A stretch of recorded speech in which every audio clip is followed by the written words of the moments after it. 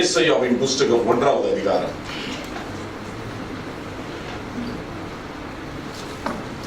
ஏசாயாவின் புஸ்தகம் 1வது அதிகாரம். ஆமோத்தின் குமாரனாகிய ஏசாயா யூதாவின் ராஜாக்களாகிய உசியா, யோதாம், ஆகாஸ், எசாக்கியா என்பவர்களின் நாட்களில் யூதாவையும் எருசலேமையும் குறித்து கண்ட தரிசனம். 2. வானங்களே கேளுங்கள், பூமியை செவிகொடு, கர்த்தர் பேசுகிறார். நான் பிள்ளைகளை வளர்த்து ஆதரித்தேன், அவர்களோ எனக்கு விரோதமாய் கலகம் பண்ணினார்கள். மாடு தன் எஜமானையும் கழுதை தன் ஆண்டவனின் உன்னனையும் அறியும். இஸ்ரவேலோ அறிவில்லாமலும் என் ஜனம் உணர்வில்லாமலும் இருக்கிறது என்கிறார். ஐயோ, பாவமுள்ள ஜாதியும் அக்கிரமத்தால் பாரம் சுமந்த ஜனமும் கொள்ளாதவர்களின் சந்ததியும் கேடு உண்டாக்குகிற புத்திரமாய் இருக்கிறார்கள். கர்த்தரை விட்டு இஸ்ரவேலின் பரிசுத்தருக்கு கோபம் உண்டாக்கி பின்வாங்கி போனார்கள். இன்னும் நீங்கள் ஏன் அடிக்கப்பட வேண்டும்? அதிகமாய் விலகி போகிறீர்களே. தலையெல்லாம் வியாதியும் இருதயமெல்லாம் அலட்சியமுமாய் இருக்கிறது. உள்ளங்களால் தொடங்கி உச்சந்தலை மட்டும் அது சுகமே இல்லை. அது காயமும் வீக்கமும் நொதுகிற ரணமும் உள்ளது. அது சீல் பிதிக்கப்படாமலும் கட்டப்படாமலும் எண்ணெயினால் ஆற்றப்படாமலும் இருக்கிறது. உங்கள் தேசம் பாழாய் இருக்கிறது. உங்கள் பட்டணங்கள் அக்னியினால் சுட்டெரிக்கப்பட்டது. உங்கள் நாட்டை அந்நியர் உங்கள் கண்களுக்கு முன்பாக பற்றிக்கிறார்கள். அது அந்நியரால் கவிழ்க்கப்பட்ட பால் தேசம் போல் இருக்கிறது. சீயோன் குமாரத்தி திராட்சை தோட்டத்தில் உள்ள ஒரு குச்சி போலவும் வெள்ளரி தோட்டத்தில் உள்ள ஒரு குடிசை போலவும் முற்றுகை போடப்பட்ட ஒரு பட்டணம் போலவும் மீந்திருக்கிறார். சேனைகளின் கர்த்தர் நமக்கு கொஞ்சம் நீதியை வைக்காதிருந்தாரானால் நாம் சோதோமை போலாகி குமராவுக்கு ஒத்திருப்போம் என்றதே ஆமென். இந்த பகுதி அன்பானவர்களை இன்னைக்கு ஒரு முக்கியமான ஒரு வசனத்தை நாம் பார்க்க போகிறோம். 2வது வசனத்தை நாம் கவனிக்க போகிறோம். இந்த மானிட்டர் கொஞ்சம் ஸ்லோ பண்ணுவாங்க, லேசா கொஞ்சம் லேசா. Too loud for me, right? Okay, I think it's better, right? Okay, we saw in the ஏசாயாவுடைய புத்தகத்துல நமக்கு அப்பால் பட்டு ஒரு உலகம் இருக்கிறது. நம்மால் பார்க்க முடியாத, தொட முடியாத ஒரு உலகம் இருக்கிறது. இந்த உலகத்தில் அன்பானவர்களே, முக்கியமாக இந்த 2 சக்திகளை குறித்து நாம் பார்த்தோம். ஒன்று, நம்முடைய ஆண்டவர், நம்முடைய தெய்வன், நம்மை நேசிக்கிறவர், அவரை ஆராதிப்பதற்கு, அவரை சேவிப்பதற்கு நமக்கு வாய்ப்பு கொடுக்கிறவராக இருக்கிறார். God who gives us a privilege. இன்னொன்று அன்பானவர்களே, இந்த பிசாசானவன், இந்த பிசாசானவன் யூதாசை குறித்து நான் உதாரணமாக உங்களோடு பகிர்ந்து கொண்டேன். யூதாசை பயன்படுத்துவது போல நம்மையும் என்ன செய்கிறான்? இன்னைக்கும் பயன்படுத்த பார்க்கிறான். வேதம் சொல்லுகிறது, யூதாசுக்குள்ளார இயேசு போனான், இந்த பிசாசானவன் போனான். இந்த பிசாசானவன் போன பிறகு யூதாசை தன்னுடைய வேலையை செய்வதற்கு யூதாசை பயன்படுத்தினான் என்று பார்க்கிறோம். ஆண்டவராகிய தெய்வன் அவரை மகிமைப்படுத்துவதற்கு நமக்கு வாய்ப்பு கொடுக்கிறார் இல்லையா? நம்மளுக்கு சாக்கியம் கொடுக்கிறார். ஆனால் பிசாசானவன் அப்படி கிடையாது. பிசாசானவன் நம்மை பயன்படுத்துகிறவனாக இருக்கிறார் அவனுடைய வேலையை செய்வதற்கு.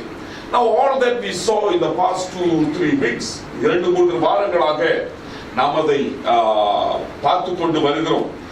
பிறகு இன்னொரு முக்கியமான காரியம் நாம் கவனித்தது, நாம் நம்மை நியாயம் தீர்ப்பதை பார்க்கிலும் தெய்வன் நம்மை நியாயம் தீர்க்கிறவராக இருக்கிறார் இல்லையா? நம்மள நம்ம நல்லவர்கள், நம்ம செய்கிறது நல்லது, நம்முடைய காரியங்கள் தப்பில்லை அப்படி என்று நாம் யூகித்து நாம் யோசிக்க கூடும். ஆனால் ஆண்டவர் அன்பானவர்களே, இஸ்ரவேல் ஜனங்களை பார்த்து சொல்லுகிறார், உன் தலையில இருந்து கால் வரை நீ என்ன செய்கிறாய்? நீ நோயாய்ப்பட்டு கிடக்கிறாய் என்று. அப்போ இஸ்ரவேல் ஜனங்கள் தங்களை குறித்து யோசித்தது மற்றும் ஒன்று, கடவுள் அவர்களை குறித்து சொன்னது மற்றொன்று. Now let's go to the most important thing that I wanted to share with you. முக்கியமான காரியம் இன்றைக்கு நான் உங்களோடு பகிர்ந்து கொள்ள வேண்டும் என்று நான் ஆசைப்படுகிறேன்.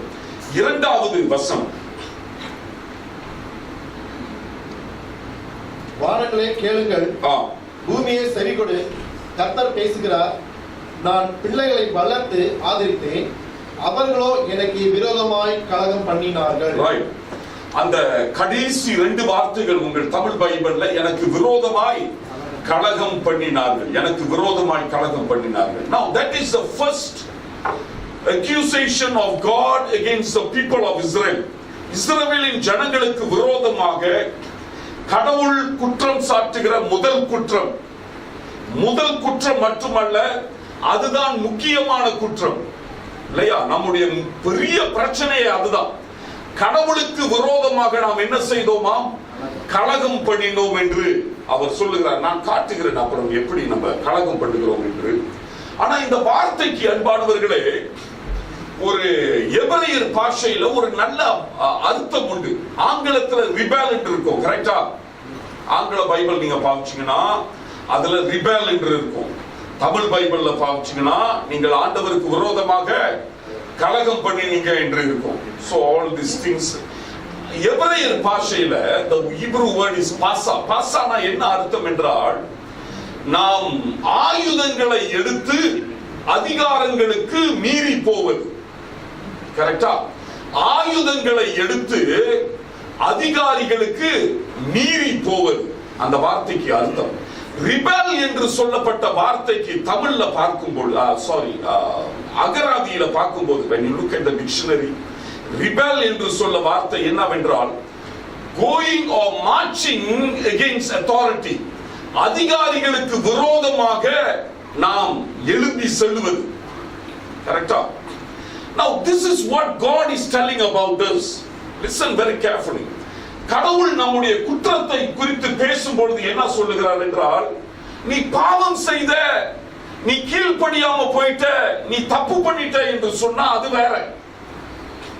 விளங்குதா? நீ எனக்கு விரோதமாக கலக்கம் பண்ணிட்ட என்று சொன்னா அது என்னது? அது வேற அர்த்தம். இல்ல ஒரு உதாரணமா சொல்றேன் உங்களுக்கு விளங்குற மாதிரி. இப்ப நான் உங்ககிட்ட சொல்றேன், டேய் நான் சாப்பிடுறேன், இங்க சாப்பாடு சாப்பிட்டுக்கிட்டு இருக்கிறேன், நீங்க பக்கத்துல உட்கார்ந்து சாப்பிடுறீங்க, ரெண்டு பேரும் சாப்பிடுறோம் கடையில உட்கார்ந்து. அப்போ நீங்க சாப்பிடாம இருக்கிறீங்க. அப்ப நான் சொல்றேன், ஏன் சாப்பிட மாட்டேற, சாப்பிடு அப்படின்னு சொல்றேன். நீங்க சாப்பிட மாட்டீங்க. அது கீழ்ப்படியாமல் போறது இல்லையா? சின்ன பையன் வச்சுக்கோ, சாப்பிடுறா, உங்க அப்பா உங்க பிள்ளைகிட்ட சொல்றான்னு வச்சுக்கோ, சாப்பிடுறா, சாப்பிட மாட்டேன் பிடிக்கல அப்படின்னு நீ சொல்ற, அது பிரச்சனை கிடையாது. நீ என்ன செய்யற? கீழ்ப்படுகிற. கீழ்ப்படியாம போயிட்ட. கடவுள் அப்படிப்பட்ட தவறு நம்ம செஞ்சிட்டோம் என்று சொன்னார்னா பிரச்சனை கிடையாது. It is not a big problem. It is a problem, but it's not a big problem. See what I am trying to say. இன்னைக்கு நான் சொல்ல போறது ரொம்ப முக்கியம், மண்டையில வச்சுக்கோ.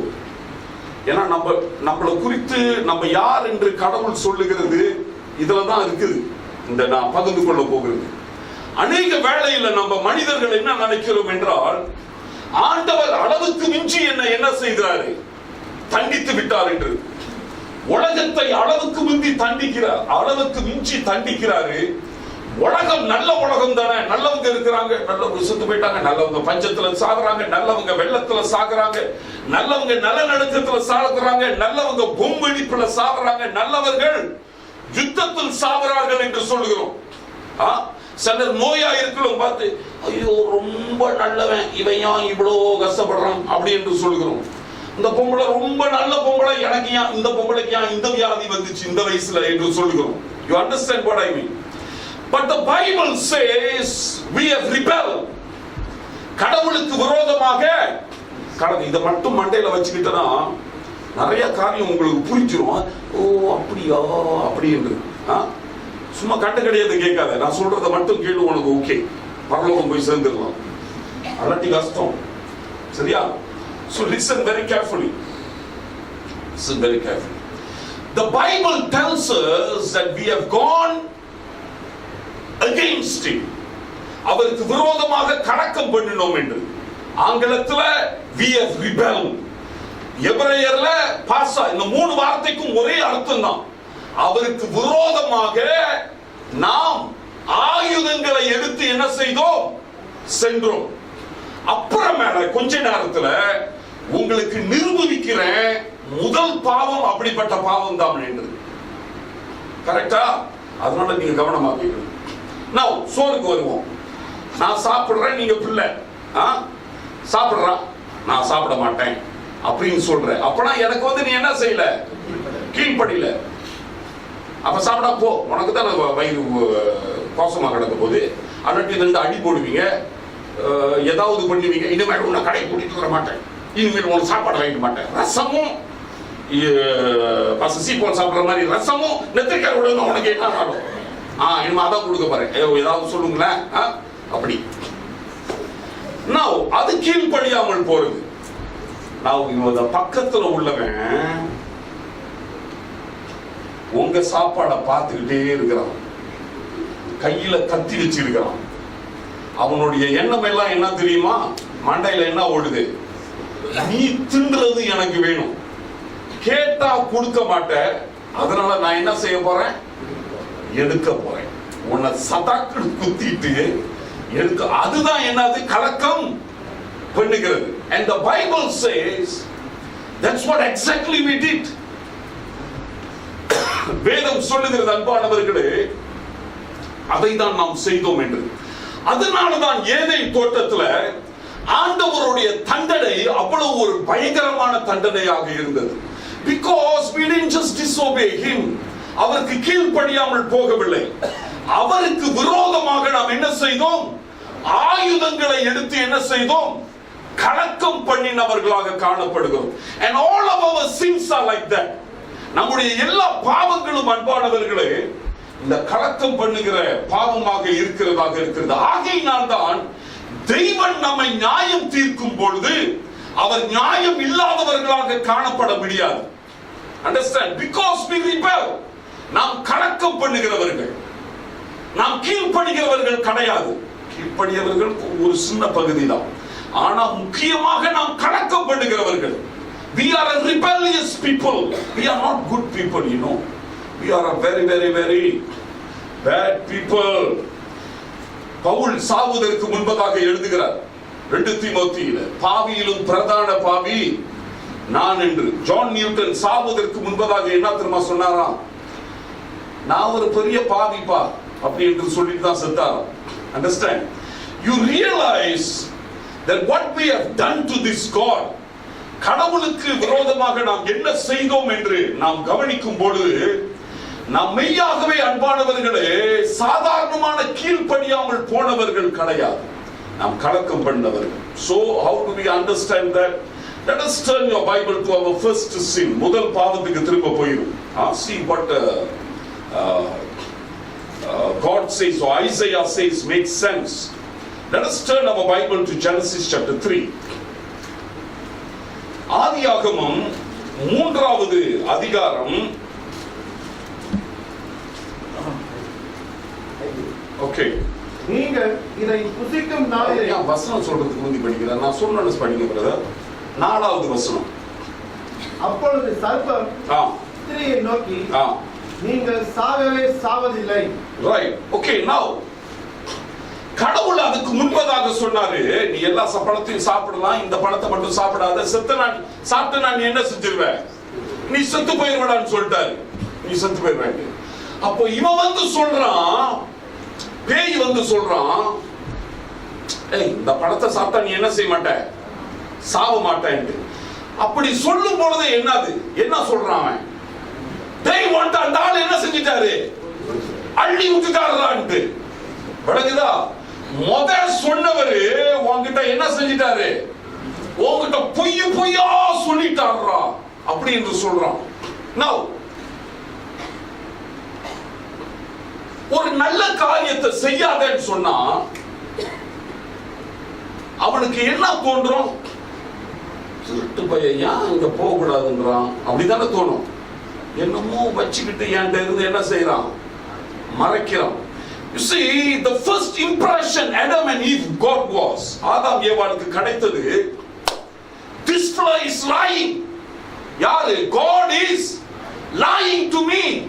Number two, he is hiding something. என்ன இதை செய்யாத என்று சொன்னார்னா, இந்த ரூமுக்குள்ளார போவாதன்னு சொன்னார்னா, அப்ப இந்த ரூம் உள்ளார என்னது? என்னமோ வச்சிருக்கிறாரு. அது நான் என்ன செய்யக்கூடாது? பார்க்கவும் கூடாது, எடுக்கவும் கூடாது. என்கிட்ட இருந்து மறைக்கிறார். And that's what the devil told the ஆதாம் ஏவாள் கிட்ட. Understand? இத சாப்பிட்டா நீ என்ன செய்ய மாட்ட? நீ சாவ மாட்ட. அவர் உன்கிட்ட என்ன செஞ்சிட்டாரு? பொய்ய சொல்லிட்டார். Now go to verse 5 brother. நீங்கள் இதை புசிக்கும் நாளிலே உங்கள் கண்கள் திறக்கப்படும் என்றும் நீங்கள் நன்மை தீமை அறிந்து தேவர்களைப் போல் இருப்பீர்கள் என்றும் தேவன் அறிவார் என்று. இரண்டாவது பிசாசானவன் சொல்லுகிறான், டேய் சாப்பிட வேணாம் சொல்லிட்டாரா? பொய் சொல்லிட்டாரா? நீ சாவ மாட்ட. ஏன் தெரியுமா சொன்னாரு? நீ சாப்பிட்டனா யார் மாதிரி ஆயிரலாம்? நீ கடவுள மாதிரி ஆயிரலான்ட்டு. அப்போ ஆதாம் ஏவாள் எடுத்துவான். ஏவாள் கிட்ட தான் ஒரு டயலாக் நடக்குது. ஏலாவாளுடைய மண்டையில என்ன ஓடுது? ஓ, அப்போ சாப்பிட வேணாம்னு சொன்னது, நான் ஒன்ன மாதிரி ஆயிருவேன்னு உனக்கு என்னது பிடிக்கல? பொறாம ஏதாவது சொல்லிக்கோ. பொறாம எரிச்சல், நாம உன்ன மாதிரி ஆயிடக்கூடாது. அப்போ எனக்கு முன்னால நீ அதை சாப்பிட்டுதான் என்ன செஞ்சிருக்கிற? அப்படி ஆயிருக்கிற. என்ன மாதிரி தான் நீ இருந்திருக்கணும். நீ அந்த பழத்தை சாப்பிட்டு என்ன மாதிரி என்ன செஞ்சிட்ட? ஆயிட்ட. இப்ப நான் அந்த இடத்துக்கு வரணும்னு பார்க்கும்போது நான் என்னது செய்யக்கூடாதுன்னு சொல்றேன். You see, that is the truth. அதுதான். You see, in the mind of Eve, ஏவாளுடைய சிந்தையில கடவுள் கெட்டவர். நான் நன்மை அடையாதபடி அவர் என்ன செய்கிறாரு? தடுக்கிறார். என் நன்மைகளை எடுத்து அவர் வச்சுக்கிட்டாரு. அவர் மட்டும் கடவுளா இருக்கலாம். நான் மட்டும் என்னவா இருக்க கூடாது? கடவுளா இருக்க கூடாது. நன்மைகளை என்னிடத்திலிருந்து தடங்கள் செய்கிறவர் தான் யாரு? கடவுள். And so we go to the next verse. அடுத்த வசனம், 6வது வசனம். அப்பொழுது ஸ்திரீயானவள் அந்த விருட்சம் புசிப்புக்கு நல்லதும் பார்வைக்கு இன்பமும் புத்தியை தெரிவிக்கிறதற்கு இச்சிக்கப்படத்தக்க. Look at what she says. அவ சொல்லுகிறா, நான் எத்தனையோ பழங்களை சாப்பிட்டுட்டேன், எல்லாத்தையும் சாப்பிட்டுட்டேன். இத பார்த்தா ரொம்ப என்னவா இருக்குது? சாப்பிடறதுக்கு அப்படியே ருசியா இருக்குடா, ரொம்ப அழகா, ரொம்ப அருமையா, ரவுண்டா, பெருசா, ஜோக்கா இருக்குடா. ஏதேன் தோட்டத்துல எப்படி இருக்குன்னு நினைக்கிறீங்க? அந்த தோட்டத்தில் உள்ள மாங்காய்லாம் இன்னைக்கு விற்கிறது சுருங்கி போன மாங்காய் மாதிரி இருந்திருக்காது. மாங்காவே வேகமா இருக்கும். அந்த மாங்காவை பார்க்கிலும் இந்த பழத்தை பார்த்து சொல்றா, ரொம்ப அருமையா இருக்குது. இரண்டாவது, அவளுக்கு ஒரு ஆசை வந்துருச்சு. So when the woman saw that the tree was good for food, a delight to the eyes, பார்க்கிறதுக்கே இந்த பழம் மற்ற பழத்தோடு என்னது ரொம்ப நல்லா இருக்குடா, மற்ற எல்லா பழத்தை பார்க்கிலும் இந்த பழம் என்னவா இருக்குது? நல்லா இருக்குது. Understand? And then பிசாசு சொன்னா, நீ கடவுள மாதிரி ஆயிருவ, நல்லதும் கெட்டதும் தெரியும். Oh, for wisdom, ஞானத்துக்கு. Now what is running in her mind? அவளுடைய மனசுல பாருங்க, ஆஹா, அப்போ மற்ற ஓட்ட பழத்தெல்லாம் நாங்க தின்னணும், நல்லதை மட்டும் நீ தின்னுட்டு நீ கடவுள் ஆகிடணும், நாங்க மட்டும் அருமையான பழத்தை என்ன செய்யக்கூடாது? தின்னக்கூடாது. You understand? That's what that was running. This is the best fruit. It looks so beautiful compared to all the other fruits. மற்ற பழங்களை பார்க்கிலும் ரொம்ப சிறப்பாக இருக்கிறது. இந்த பழத்தை ஏன் சாப்பிட வேணான்றாரு? அப்போ பேய் சொன்னதுதான் ரைட்டு. அவளுக்கு அப்ப தெரியாது இது பிசாசு. அப்போ இவன் சொன்னதுதான் ரைட்டு. நம்ம இதை சாப்பிட்டோம்னா யார் மாதிரி ஆயிடுவோம்? அவரை மாதிரி ஆயிடுவோம். அதுக்கு எனக்கு மேல அறிவு இருக்குது. எதுக்கு? அந்த பாம்புக்கு. ஏன் அது எனக்கு முன்னால இங்க இருக்குது. ஆதாம் ஏவாளை படைச்சாரா? பாம்பை படைச்சாரா? பாம்பு தான் முத. அப்போ இது நினைச்சுக்கோ, இது ரொம்ப அனுபவசாலிடா. அவர் சாப்பிடும் போதெல்லாம் இது பார்த்துக்கிட்டு இருக்கு இந்த மரத்துல இருந்து. அப்போ அதுக்கு தெரியும்ல எல்லாம். So they are thinking, and then they say, oh, this God is a bad God. இந்த கடவுள் கெட்ட கடவுள். இந்த அருமையான பழத்தை என்கிட்ட இருந்து தடுக்கி வைக்கிறாரு. ஏன்னா நான் சாப்பிட்டேன்னா அவரை மாதிரி வந்துருவேன் என்று அவருக்கு என்னது ஒரு எரிச்சல். அதனால நான் என்ன செய்ய போறேன்? I want to eat. I want to become like him. And so she took the fruit and she ate and we fell into sin. Now, the sin is not there in the eating or not eating. Understand? அந்த பழத்தை சாப்பிடாத என்று சொன்னாரு, அது தப்புதான். சாப்பிடாத என்று சொன்னாரு, சாப்பிட்டது என்னது? தப்பு, கீழ்ப்படியாததுதான், அது பாவம்தான். ஆனா அதுக்கு மேலாக அன்பானவர்களே, ஏவாள் சாப்பிட்ட நோக்கம், காரணம் என்னவென்றால், நான் உன்னை நம்ப முடியாது, நான் பேய் சொல்லுவதை தான் என்னது நம்புகிறேன். இரண்டாவதாக, அதை சாப்பிட்டு விட்டு நான் இந்த நிலைமையில் இருக்கக்கூடாது, உன்னுடைய நிலைமைக்கு நான் என்ன செய்ய வேண்டும்? வர வேண்டும். சரியா? Now rebellion, அந்த பாசா என்று சொல்லப்பட்ட எபிரேயர் வார்த்தைக்கு என்ன அர்த்தம்? ஆயுதங்களை எடுத்து அதிகாரங்களுக்கு மீறி போவது இல்லையா? எல்லா ஊர்லயும் இப்ப வெனிசுலாவில் நடக்குதுன்னு நினைக்கிறேன். எல்லா ஊர்லயும் அன்பானவர்களை இந்த கலவரங்கள் நடக்கும். ஜனங்கள் கலவரம் பண்ணுவாங்க. அரசாங்கத்தை என்ன செய்யல, விருப்பம் இல்லாவிட்டால் கலவரங்கள் நடக்கும். தெருக்கள்ல கம்பை எடுத்துக்கொண்டு இதை உடைப்பான், அதை உடைப்பான், இதை உடைப்பான், அதை உடைப்பான், இதை செய்வான், அதை செய்வான். என்ன சொல்லுவான்? டேய் மந்திரி புஷா, நீ என்ன செய்யணும்? அல்லாட்டி ராஜா, அல்லாட்டி whoever the leader is, president, அவன் வந்து அதிகாரத்துல இருந்து நீ என்ன செய்ய? நீ இறங்கு. நீ இறங்கணும். அதிகாரத்தை நாங்க என்ன செய்ய போறோம்? மாற்ற போறோம். வேற ஒரு அதிகாரத்தை நாங்கள் நியமிக்க போகிறோம். இது எப்பொழுதுமே நாடுகளில் நடைபெறும் பொழுது அல்லாவிட்டால் வேற ஒரு சூழ்நிலையில நடைபெறும் பொழுது எதுக்காக நடக்கிறது என்றால், அதிகாரிகளை என்ன செய்வது? மாற்றுவதற்கு. அதிகாரிகளை மாற்றுவதற்கு. நீ அதிகாரி சரி கிடையாது, நாங்க வேற ஒரு அதிகாரி வச்சிருக்கிறோம், வேற ஒரு ஆள் வச்சிருக்கிறோம், அவரை நாங்க என்ன செய்ய போறோம்? நியமிக்கிறோம். And most of the time, all the time, I can say this is from the opposition party. எந்த கட்சி எதிர்கட்சியாக இருக்கிறதோ அவனுக்கு தான் என்ன செய்வானுங்க?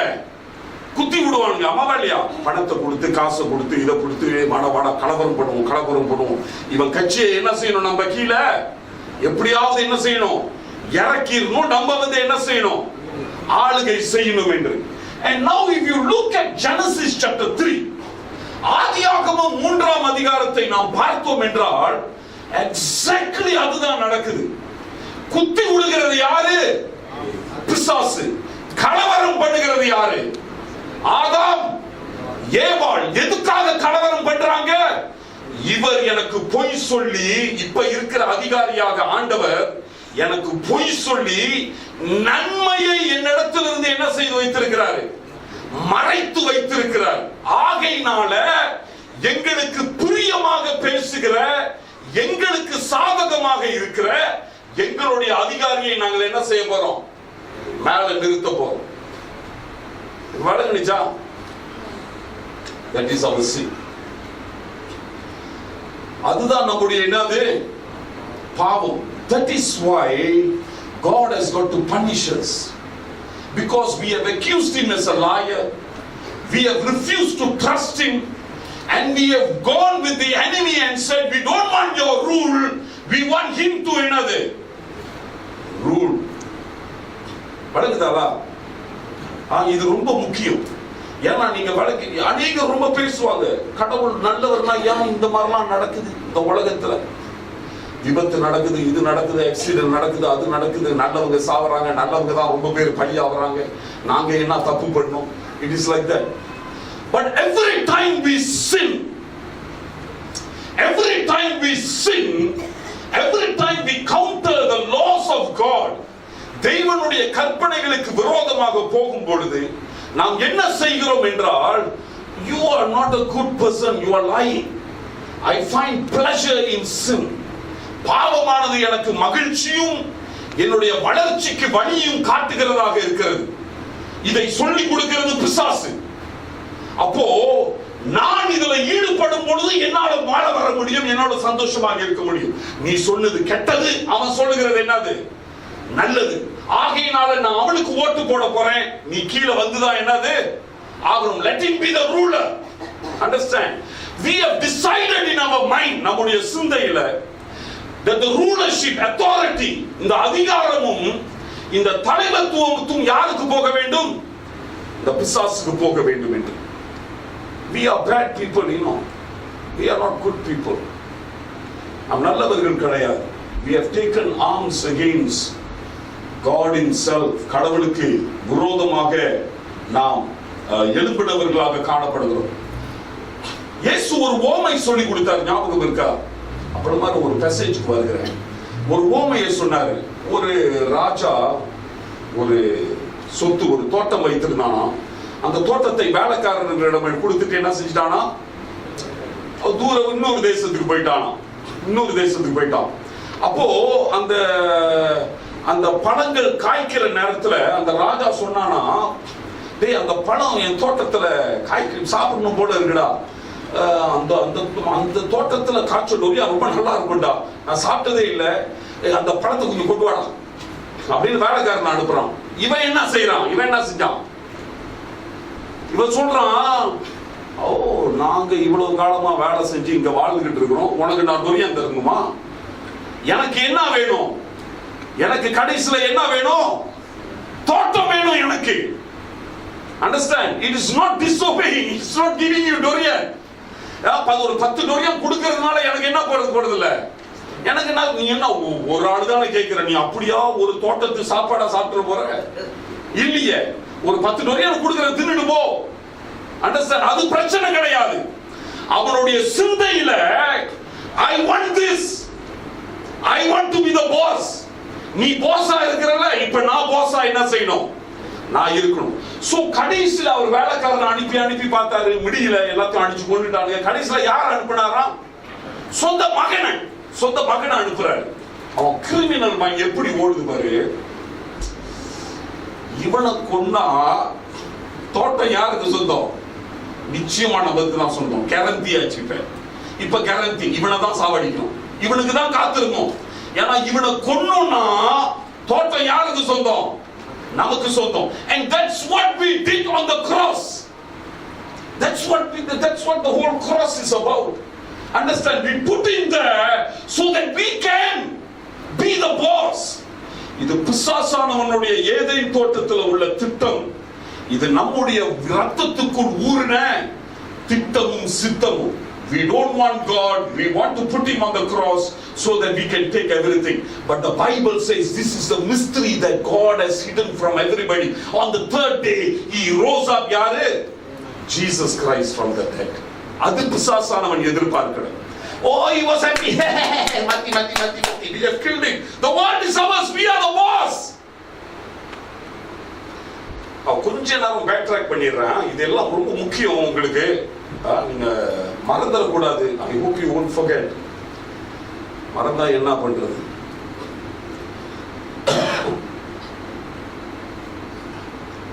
கொலோசியர்ல ஆண்டவர் சொல்லுகிறாரு, பவுல் கடவுள் மூலமா சொல்லுகிறாரு, எல்லாமே அவர்னால் சிருஷ்டிக்கப்பட்டது, எல்லாமே அவருக்காக என்னது இருக்குதா வசனம்? அந்த மாதிரி படிச்சதில்லை, பொய்யே, அந்த மாதிரி இல்ல தானே பைபிள்ல. நான் அள்ளி விடுறேன் பாரு. அவன் நினைக்கிறான் பாதி பேர் இவன் சும்மா விட்டு நம்மள டெஸ்ட் பண்றான்ட்டு. ஏன் நீ அப்படி நினைக்கிறனா, நீ அதை படிச்சதே கிடையாது, அதனாலதான். ஏன் நீ படிக்கலனா, உன் மேல கள்ளக்கிரி போடணும், அதனாலதான். விளக்குதா? பைபிள் படிக்கலாம். சரி, ஓகே, திரும்ப வருவோம். எல்லாமே அவர்னால் படைக்கப்பட்டது, சகலமும் அவருக்காக. எங்க இருக்குது? யாராவது எடுத்துட்டீங்களா? கொலோசியர் 1:16. ஓகே, யாராவது படிங்க. படிங்க. somebody read. ஏனென்றால் அவருக்குள் சகலமும் சிருஷ்டிக்கப்பட்டது. அவருக்குள் சகலமும் சிருஷ்டிக்கப்பட்டது. பரலோகத்தில் உள்ளவைகளும் பூலோகத்தில் உள்ளவைகளும் ஆகிய காணப்படுகிறவைகளும் காணப்படாதவைகளுமான சகல வஸ்துக்களும் சிங்காசனங்களானாலும் கர்த்தத்துவங்களானாலும் துரைத்தனங்களானாலும் அதிகாரங்களானாலும் சகலமும் அவரை கொண்டு அவருக்கென என்னது சிருஷ்டிக்கப்பட்டது. So everything was the Son's. Now it belongs to Jesus. So the story, அந்த கதையில அந்த தோட்டக்காரர்கள் தீர்மானிக்கிறான், oh if I kill him we will take என்னது everything. விளங்குதா? அந்த தோட்டக்காரன் கதையில இவரை கொன்னுட்டோம்னா அவருடையதெல்லாம் என்னது நமக்கு சொந்தம் என்று. ஏதேன் தோட்டத்தில் என்ன தீர்மானிச்சானுங்க? நாங்கள் என்னவை போல மாற வேண்டும், கடவுளை போல அவருடைய அதிகாரத்துக்கு வர வேண்டும் என்று. We must come to that. So Jesus was killed. We killed him because we want independence. We killed him because we don't trust him enough. We killed him because we thought that he is a bad God who intends only bad things for us. Understand? நாம் அவரை கொன்ன காரணம் அன்பானவர்களே, அவரை நம்பாததுனால்.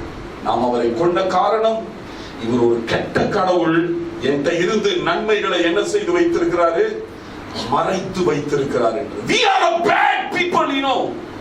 We are not just disobedient people. We are a people who want everything that son had. விளங்குதா? நாம் கெட்டவர்கள், நாம் கீழ்ப்படியாதவர்கள் மட்டும் கிடையாது. நம்ம அவரை கொன்னுட்டு அவருக்கு உள்ளதை எடுக்க வேண்டும் என்று என்ன செய்தவர்கள், முயற்சி செய்தவர்கள். That's what the Bible says.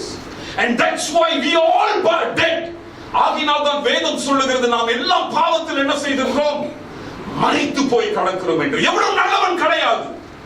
Given a chance, ஆண்டவர் ஒரே ஒரு அவருடைய கையை எடுத்து விட்டார் என்றால் we will fight against God. Babel பர்வதத்தில் என்ன செஞ்சாங்க? அவர் ஏன் மேல இருக்கிறாரு? ஓ, நாங்க இங்க திரியணும், அவர் மேல இருக்கணுமா? கட்டா கட்டளத்தை எங்க போவோம்? மேலத்துக்கு போயிருவோம்டா. மேலதானே இருப்பாரு, எங்கேயோ கட்டிக்கிட்டே போவோம். ஒரு நாள் என்னது, மேல போயிருவோம். மேல போன பிறகு அவரை என்ன செஞ்சிருவோம், கீழே தள்ளிடுவோம், முடிஞ்சிச்சு. You see, from the beginning நம்முடைய சிந்தை எல்லாம் அன்பானவர்களே, we want to the place of God. We are a bad people. We are a bad people. Look at John chapter 8. யோவான் 8ஆம் அதிகாரம். மெதுவா வாசிங்க பிரதர். யோவான் 8ஆவது அதிகாரம் 42 இயேசு அவரை நோக்கி, தேவன் உங்கள் பிதாவாய் இருந்தால் என்னிடத்தில் அன்பாய் இருப்பீர்கள். தேவன் உங்களுடைய பிதாவாக இருந்திருப்பார் என்றால் என்னிடத்தில் நீ என்ன செஞ்சிருப்ப? நீ அன்பா இருந்திருப்ப. உனக்கு அந்த அன்பே கிடையாது. ஏன்னா உனக்கு மண்டையில என்ன சொல்லுதுன்னா, இந்த கடவுள் என்னுடைய என்னது நன்மைகளை தடுத்து வைக்கிறவர். Understand? பாவம் செய்யாத என்று சொல்லும் பொழுது என்னுடைய கெட்டதுக்கு சொல்லுகிறார். விபச்சாரம் பண்ணாதே என்று சொல்லும் பொழுது என்னுடைய கெட்டதுக்கு சொல்லுகிறார். பொய் சொல்லாதே என்று சொல்லும் பொழுது என்னுடைய கெட்டதுக்கு சொல்லுகிறார். இவர் கெட்டதுக்கே சொல்றாரு என்று உன் மண்டையில ஏறிடுச்சுன்னா நீ எப்படி அவரை நேசிக்க முடியும்? வழங்குதா? ஒருத்தனை கெட்டவன் நீ பார்த்துட்டனா அவன் செய்யறதும் சொல்றதும் என்னவா இருக்கும்? கெட்டதா தான் இருக்கும். வழங்குதா? உனக்கு ஒரு கிளாஸ் தண்ணியை கொண்டு வந்து இங்க வச்சா கூட திருட்டு பயலாச்சு, எச்சு துப்பி வச்சிருக்கானோ, ரொம்ப பாசமா வந்து வைக்கிறான், அப்படிதான் நம்ம நினைப்போம். கடையில சோத்து கடையில போய் ஒருத்த கூட சண்டை போட்டு சாப்பாடுக்கு முந்தி தள்ளி போடும், இந்தியாவுக்கு போடா, நீங்களும் உங்க வேலைக்காரங்க ஏன்டா நாராய் சண்டை போட்டு அப்புறம் வந்துட்டு வந்து ஒரு தண்ணி வைக்கிறான். இந்தாங்க சார் குடிங்க சார் அப்படின்ட்டு. குடிப்பியா? நான் குடிக்க மாட்டேன். ஏன்னா பின்னால என்ன பண்ணான்னு தெரியலையே. விளக்குதா? அவன் கெட்டவன் தீர்மானிச்ச பிறகு அவன் என்ன செஞ்சாலும் என்னது தப்புதான். இப்ப பைபிள்ல யோவான் 8:42 திரும்ப படிக்கிறது. தேவன் உங்கள் பிதாவாய் இருந்தால் என்னிடத்தில் அன்பு தேவன் உங்களுடைய பிதாவாக இருந்திருந்தார் என்றால் இது எல்லாம் கரெக்டா இருந்துச்சுன்னா என்ன நீ என்ன செஞ்சிருப்ப? என் மேல நீ அன்பு கூர்ந்திருப்ப. ஓகே, நவ ஏனெனில் நான் தேவனிடத்தில் வந்திருக்கிறேன். ஓகே, நான் சுயமாய் வரவில்லை. ஓகே, தொடர்ந்து படிங்க பிரதர். அப்படி படிச்சிட்டே இருங்க. நான் அவரே என்னை அனுப்பினார். என் வசனத்தை நீங்கள் ஏன் அறியாமல் இருக்கிறீர்கள்? ஏன் என்னுடைய வசனத்தை கேட்க மாட்டற? என் உபதேசத்தை கேட்க மனதில்லாது இருந்ததினால் அல்லவா? நீங்கள் என் உபதேசத்தை கேட்க உனக்கு என்னது கிடையாது? மனதில்லை. இது இப்ப கிடையாது. இயேசு 2000 வருஷத்துக்கு முந்தி இதை சொல்லுகிறார். இது 2000 வருஷத்துக்கு முன்பு நடந்த சம்பவம் கிடையாது. 6000 வருஷத்துக்கு முன்பதாகவே ஏதேன் தோட்டத்துல we were not interested to listen to what he said. We have some better voice to listen to. Somebody who told us what we want to hear. Understand? நாம் என்ன கேட்க வேண்டும் என்று விரும்புகிறோமோ அதை சொல்லுகிறவருக்கு ஒருத்தர் வந்துட்டார். சாப்பிடு, சாப்பிட வேண்டாம் என்று சொல்லுகிறவனை பார்க்கிறோம். சாப்பிடு என்று சொல்லுகிறவன் தான் என்னது நமக்கு நல்லவனாக தோன்றுகிறான். அப்புறம் நீங்கள் உங்கள் பிதாவாகிய பிசாசானவனால் now he comes to the point. நீங்கள் உங்களுக்கு ஒரு அப்பா இருக்கிறான். அவன் யாரு? பிசாசு. உங்கள் பிதாவினுடைய இச்சைகளின்படி செய்ய மனதாய் இருக்கிறீர்கள். அவன் ஆதிமுதல் கொண்டு மனுஷ கொலைபாதகனாய் இருக்கிறான். Okay, now mind அதை விட்டுருவோம் brother. So now he says you have got a new father now. உனக்கு புதுசா உனக்கு யார் கிடைச்சிட்டா? உனக்கு ஒரு அப்பனை கிடைச்சிட்டாடா. அப்பனே மாத்திட்டடா நீ அப்படின்னு சொல்லுகிறாரு. இந்த உலகத்துல எவனும் அப்படி செய்ய மாட்டான். ஆனா இவனுங்க செஞ்சிட்டானுங்க. நீ பத்த பிள்ளை உன்னை மாமானு கூப்பிட்டுட்டு மத்தவனை போய் அப்பானு கூப்பிட்டுச்சா உனக்கு எப்படி இருக்கும்? உடுவியா நீ? அது உன் பின்னால வாராட்டினாலும் பரவாயில்ல, அடி நொறுக்கிற மாட்டான் மண்டையா உடைச்சு. Nonsense what you are talking அப்படி. சோ இவனுக்கு அப்பனே மாத்திர நீ மாத்திட்டடான்ட்டு. And this is the sin of the Garden of Eden, you know. We are not a good people. Can you believe that? You must believe that. You must put it in your spirit. Nobody in this world are good. இந்த உலகத்தில் எவனும் என்னது நல்லவன் கிடையாது. That is why every one of us needs யாரு? The righteousness of Jesus. இயேசுவுடைய நீதி தேவை. நம்ம அப்பனை மாத்தினவனுக்கு. That's how evil we are. Understand? படைத்த பிறகு we changed the Father. We changed the Father. Now listen to me very carefully. Let's go back to Isaiah chapter 1. ஏசாயா 1ஆம் அதிகாரத்துக்கு திரும்ப போவோம். What is God saying? அதே காரியத்தை தான் சொல்றாரு பாருங்க.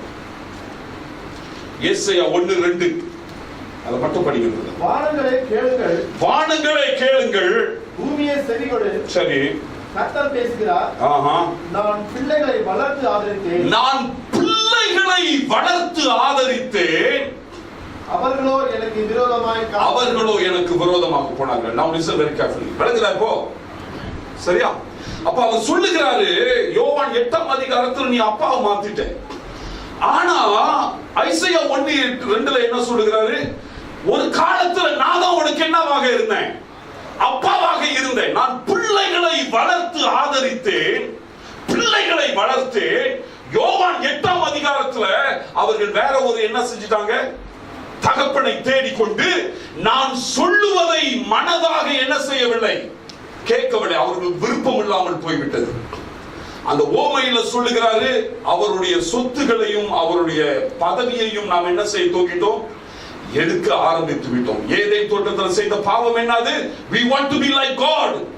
பாபேல் பர்வதத்தில் செய்த பாவம் என்னது? ஆதியாகமம் 4:5 இங்கேயும் இருக்குது. என்ன பாவம்? கட்டடத்தை கட்டி யார் இடத்துக்கு போயிருமோ அவர் இடத்துக்கு போவோம். We want his place. We want his authority. We want to be like God. And the problem is we sided with the devil. வழங்குதா?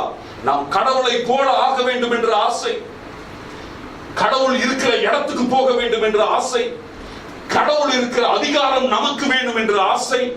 இந்த ஆசையில நாம் யாரிடம் சேர்ந்துட்டோமா? பிசாசு கூட போய் சேர்ந்துட்டோமா? Is the Lord wrong in punishing us? So இந்த Isaiah 1:2ல சொல்லுகிறார், பிள்ளைகளை வளர்த்தேன், I raised up children, but you have took arms against me. What is he saying? எனக்கு விரோதமாக வந்தவர்கள் எதிர் கட்சிக்காரன் இல்லடா. Understand? எனக்கு விரோதமாக வந்தவர்கள் எதிரிகள் கிடையாது.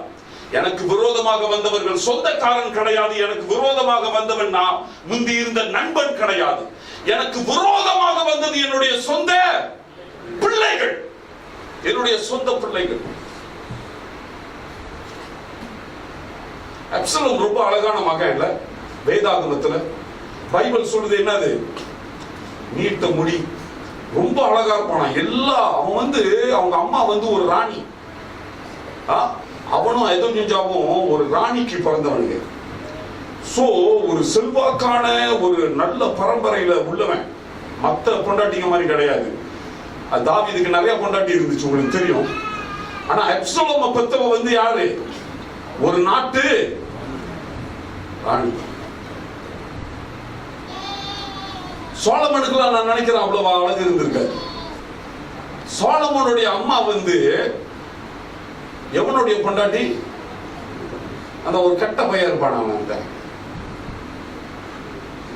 அவன் நல்ல பையன் தான், கெட்ட பையன், கொண்டுட்டான். ஒரு ஆர்மி கமாண்டரோட யூரியாவோட மனைவி. Absalom was not like that. Absalom was a queen's son. So the Bible says he was very nice. But யாருக்கு அப்சலோம் பிடிக்கும்? யாருக்கு அப்சலோம் பிடிக்கும்? தாவீதுக்கு ஒண்டிதான் பிடிக்கும். பைபிளை படிச்சு பாரு. தாவீது மட்டும்தான் அப்சலோம் செத்த பிறகு என்ன செய்வாரு? அழுவார். யோபு சொல்லுவான், நீ அழுதுகிட்டே இருந்த இந்த மாதிரி உனக்கு இருக்கிற ராஜ்யம் நாளைக்கே என்ன செஞ்சிரும்? போயிரும். சொல்றான், டேய் அவனை கொன்றாதேன்னு. தொங்குறான் மரத்துல. இதெல்லாம் தெரியுமா? நான் என்னமோ தமிழ் படம் கதை சொல்றேன்னு நினைக்கிறியா? இவனும் ஒரு படத்தை பார்த்துட்டு கதை சொல்றான். நான் பார்க்கலையா? அந்த டைட்டில சொல்லி நம்ம போய் பார்த்துறோம். ஐயோ பைபிள்ல இருக்குடா. இவன் தொங்குறான் மரத்துல. யோபு கிட்ட அவங்க அப்பா டேவிட் சொல்லிதான் அனுப்புனாரு, டேய் சண்டை போடு செய்யி, ஆனா அந்த பையனை மட்டும் என்ன செஞ்சிடாத, ஒண்ணுமே பண்ணிடாதடா, சிச்சா அடிச்சிடாதடா, கொண்டு வாடா, ஒரு கையை வேணா வெட்டிக்கோ. இதெல்லாம் அதெல்லாம் சொல்லல, நான் சொல்றேன். எவனாவது பண்ணிக்கோ, கொண்டு வந்து அந்த சேர்த்துறான்ட்டு. இருக்கிற ஆத்திரத்துல என்ன தெரியுமா பண்ணான் ஜோயாபு? கத்தி எடுத்து தொங்கும் போது கீழே இறக்காம அங்கே வச்சு தொங்கிக்கிட்டே கடலா என்ன செஞ்சுட்டான்? ஒரே இறக்கு சாவிடாட்டான் அவன் கண்ணு முன்னாடி. You understand? ரெண்டாவது அவனுடைய தம்பியை வேற கொண்டுட்டான்.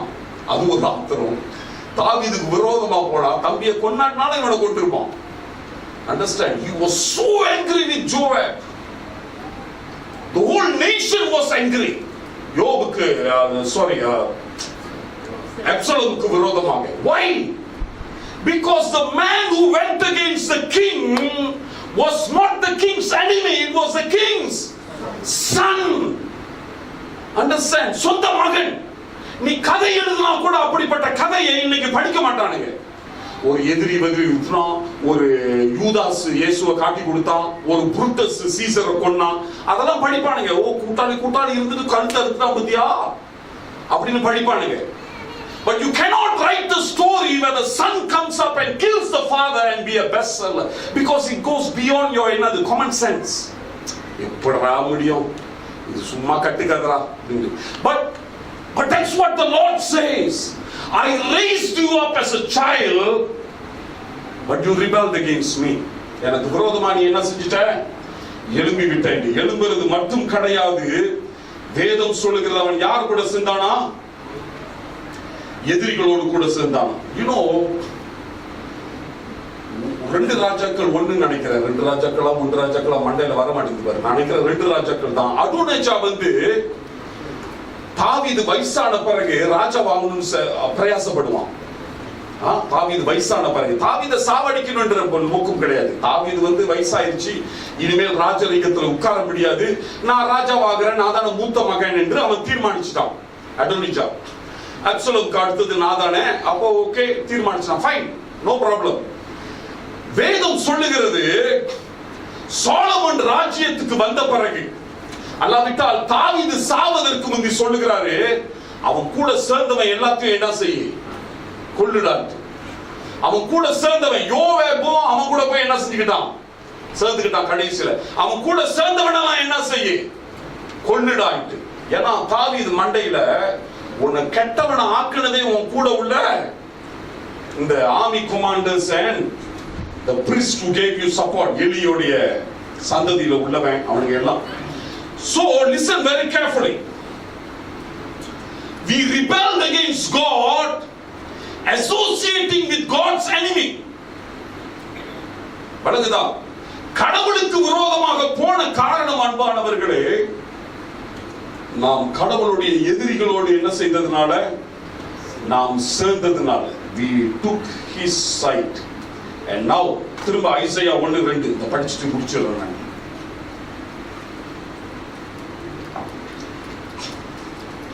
ஐசையா 1:2 திரும்ப படிப்போம், படிச்சு முடிச்சிடுறோம். பிரதர் படிங்க. குமாரனாகிய ஏசாயா யூதாவின் ராஜாக்களாகிய உசியா யோதா. இல்ல ஐசையா 1:2 பிரதர். வானங்களை கேளுங்கள், பூமியை செவிகொடு, கர்த்தர் பேசுகிறார், நான் பிள்ளைகளை வளர்த்து ஆதரித்தேன், அவர்களோ எனக்கு விரோதமாய் கலகம் பண்ணினார்கள். Children have I read and brought up. So now listen very carefully. சொல்லிட்டு முடிச்சிடுறேன், அடுத்த வாரம் நம்ம சம்பவம் பண்ணுவோம். When we go and tell somebody about Christ, நம்ம ஒரு இந்து கிட்ட கிறிஸ்த பத்தி சொல்றோம், ஒரு முஸ்லிம் கிட்ட இயேசுவை பத்தி சொல்றோம், ஒரு புத்தர் மதத்துல உள்ளவனை பத்தி இயேசுவை பத்தி சொல்றோம். அவங்களுடைய குற்றச்சாட்டு என்ன தெரியுமா, என்னடா எங்களை மதம் என்ன செய்ய பாக்குற, மாற்ற பாக்குற என்று. எங்களை ஏன் மதம் மாத்த பாக்குற? நாங்கள் இத்தனை 1000 வருஷமா எங்க பாட்டி பாட்டி பாட்டி காலத்துல இருந்து நாங்கள் இந்த மதத்தை தான் நாங்கள் கை கொண்டோம். எங்களை ஏன் இப்ப வந்து நீ என்ன செய்யற, மதம் மாத்த பாக்குற என்று. கிறிஸ்தவ அன்பானவர்களே, மதம் மாத்த பாக்குற ஒரு மதம் கிடையாது. Understand? இந்த சத்தியத்தின் பிரகாரம் we are just calling back rebellious children who rebel and went away. Isaiah 1:2 பிரகாரம் பிள்ளைகள் எனக்கு விரோதமாக போய்விட்டார்கள். இப்பொழுது ஆண்டவர் அந்த பிள்ளைகளை என்ன செய்கிறாரு, திரும்ப கூப்பிடுகிறார். அவ்வளவுதான். Understand? We are not converting you. We have no time for that. எங்களுக்கு அதுல இஷ்டமும் கிடையாது. நீ மனம் திரும்பி என்ன கிடைக்க போகுது? என்ன லட்டு செஞ்சு கொடுக்க போறியா? உன் மதத்தை மாத்தி புடிச்சு வச்சுக்கோ. இல்லடா, உன் மதத்தை மாத்தல, நீ இங்க இருந்து பேய் பைத்திய திரும்ப வா என்று சொல்லுகிறோம். You understand what I mean? We are just telling you, come back to your real father. Come back to your real father. You're calling somebody else father without knowing it. உனக்கு தெரியாம யாரோ மற்றவர்களை என்ன செஞ்சு கொண்டிருக்கிற, பின்பற்றி அப்பா அப்பா அப்பான்னு கூப்பிட்டுக்கிட்டு இருக்கிற.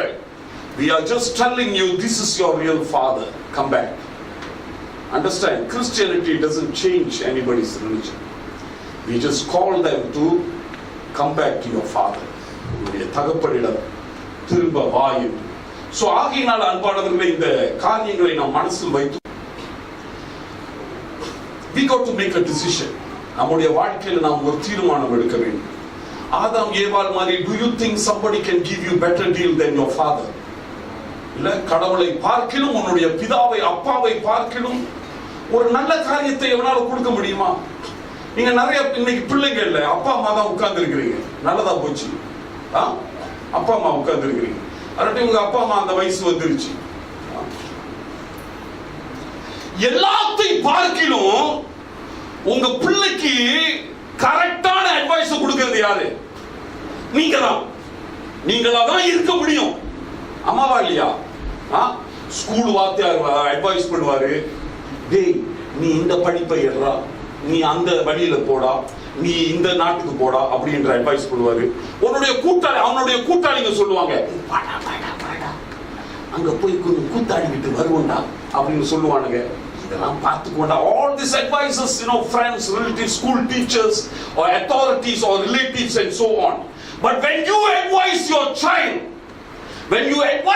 child, You know what is in your mind? உன் மண்டையில என்ன இருக்கும்? I want the best for that fellow.